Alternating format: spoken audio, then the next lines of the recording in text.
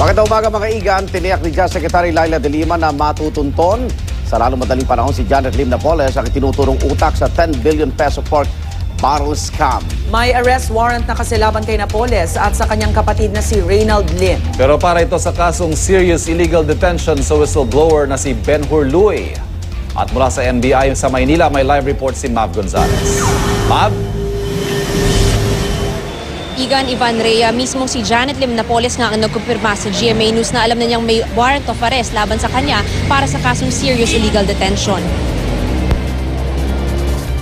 Alinsunod sa utos ng Makati RTC Branch 150, kumikilos na ngayon ng NBI para matuntun at maisilbi ang warrant of arrest laban sa negosyante at idinadawit sa 10 billion peso pork barrel scam na si Janet Lim Napoles at sa kanyang kapatid na si Reynald Lim.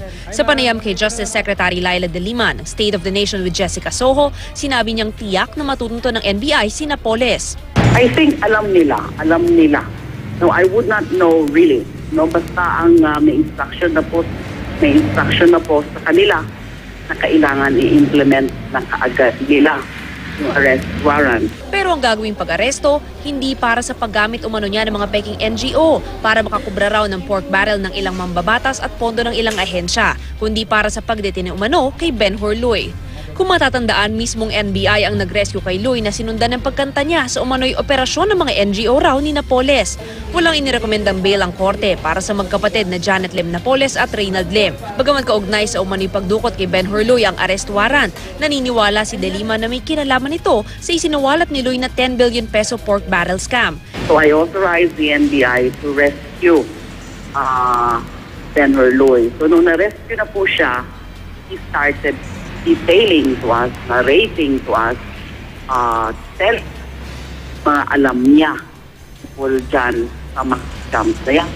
Ikinatuwa naman ng kampo ni Luy ang arrest warrant, sabay kontra sa pahayag ng kampo ni Napoles na pinag-retreat lang at hindi dinetine si Luy.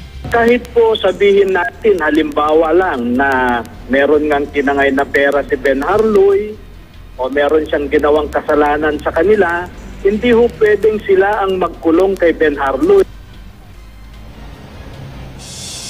Para nga hindi mabulabog ang operasyon ng NBI, hindi natin pwedeng ibalita kung saan-saan sila magkakaroon ng operasyon ngayong araw. Hanggang ngayon, mag-aantay tayo dito at nakaantabay dito sa NBI headquarters sa Maynila sakaling maaresto si Napoles at ang kapatid niya.